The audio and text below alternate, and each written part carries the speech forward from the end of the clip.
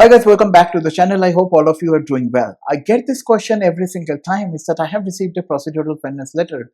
Does it mean that I will receive a ban, or does it mean that my application will be refused? Because what I am told is that this is like a very serious situation and that it's gone, done and dusted. The short answer to that is no. I mean, this is definitely one of the most serious situations that you could probably deal with as far as your immigration journey to Canada is concerned. But receiving a procedural fairness letter does not mean that you would 100% receive a ban, or it does not even mean that your application will be refused.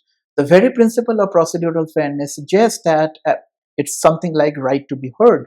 If I have any concern on your situation, I would let you know to explain your part of the story. The problem happens when that is not taken seriously. Sometimes people think that, well, a non-response means that the application will be cancelled. No, a non-response means 100% application refusal and potentially a ban. So you have to respond to this. Sometimes people also think that, if I withdraw my application, it will be done and dusted. The answer is, at that point in time, you are not able to or not allowed to even withdraw your application.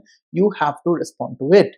As long as the response is done correctly, and as long as the issue is not related to a fraudulent document, it is a good way to understand that if you're able to respond to that properly, hopefully you should be fine. At least that's what our experience suggests. If it is for a fraudulent document, it could be due to your mistake or somebody else's mistake, immaterial. If it is for a fraudulent document, there is a 99% probability that you will be made inadmissible to Canada along with an application refusal. So as long as it's not concerning a fraudulent document, there are ways to explain the situation.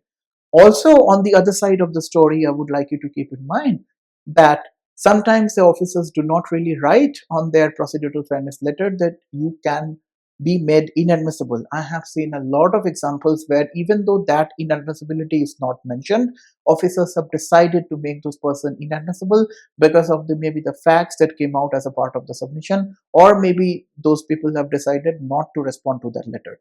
So a PFL is not a guaranteed way to get an inadmissibility or even an application refusal if it is dealt correctly, if it is dealt properly, professionally, and within the stipulated time period.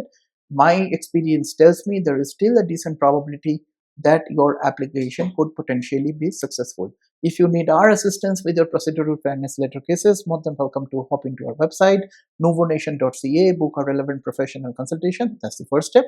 I'll be more than happy to have a case specific discussion with you and answer all your questions. Bye now.